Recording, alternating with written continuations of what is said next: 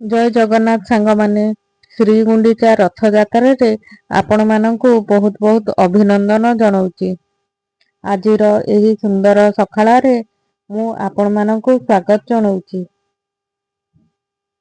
ଦେଖନ୍ତୁ ବଗିଚାରେ କେତେ ସୁନ୍ଦର ସୁନ୍ଦର ଫୁଲ ଫୁଟିଛି। ପ୍ରତ୍ୟେକଟି ଫୁଲ ଆମକୁ ଗୋଟିଏ କଥା ଶିଖେଇଥାଏ, କଷ୍ଟ ଯେତେ ଥାଉ ନିଜର ସୌନ୍ଦର୍ଯ୍ୟ ଓ ହସକୁ କେବେ ହରାଇବା ଉଚିତ ନୁହେଁ। ସେହିପରି ପ୍ରତ୍ୟେକ ନାରୀ ମାନଙ୍କ ଜୀବନ ମଧ୍ୟ ଏହି ଫୁଲ ପରି।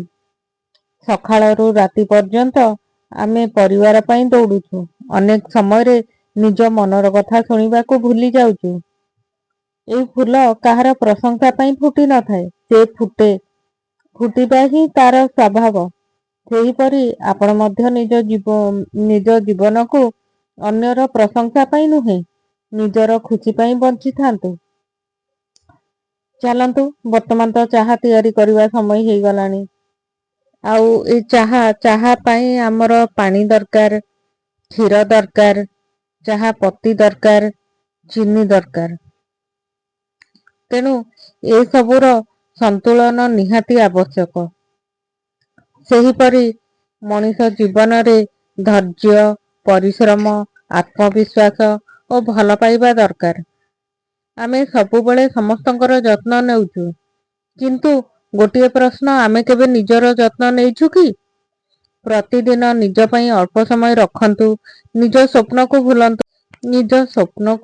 ଭୁଲନ୍ତୁ ନାହିଁ। ଅନେକ ମହିଳା ଭାବନ୍ତି କି ମୋର ସମୟ ସରିଗଲା, କିନ୍ତୁ ସତ କଥା ହେଉଛି ସ୍ୱପ୍ନ ଦେଖିବାର କୌଣସି ବୟସ ନଥାଏ। ଜୀବନରେ କଷ୍ଟ ଥିବ, ଖୁସି ଥିବ, ଲୁହ ଥିବ, ଆଉ ହସ ଥିବ, ଏସବୁ ମିଶିକି ଗୋଟେ ଜୀବନଟା ସୁନ୍ଦର ହୋଇପାରେ।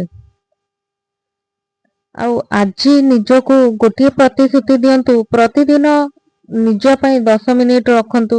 ଯେମିତିକି ଆପଣ ବହି ପଢନ୍ତୁ, କିମ୍ବା ନୂଆ କଥା ଶିଖନ୍ତୁ, କିମ୍ବା ନିଜ ସହ ନିଜେ ଚିନ୍ତା କରନ୍ତୁ ଯେ ମୁଁ କୋଉ କାମଟା ପାରିବି। ତେଣୁ ନିଜକୁ ନିଜେ ଭଲ ପାଆନ୍ତୁ। ଅନ୍ୟମାନଙ୍କୁ ମଧ୍ୟ ଆହୁରି ଭଲ ପାଆନ୍ତୁ।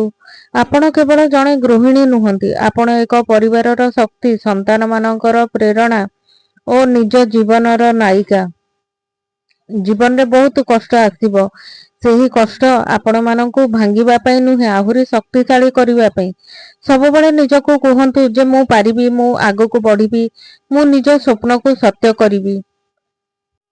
ଆପଣଙ୍କ ହସ କାହା ଜୀବନର ଆଲୋକ ହୋଇପାରେ, ତେଣୁ ହସିବା କେବେ ବି ବନ୍ଦ କରନ୍ତୁ ନାହିଁ। ଆଜି ଏହି ସକାଳ, ଏହି ଫୁଲ, ଏହି ଚାହା ଆମକୁ ଗୋଟିଏ ମାତ୍ର କଥା ଶିଖଉଛି, ଜୀବନ ଯେତେ ସରଳ ହବ ସେତେ ସୁନ୍ଦର ହବ।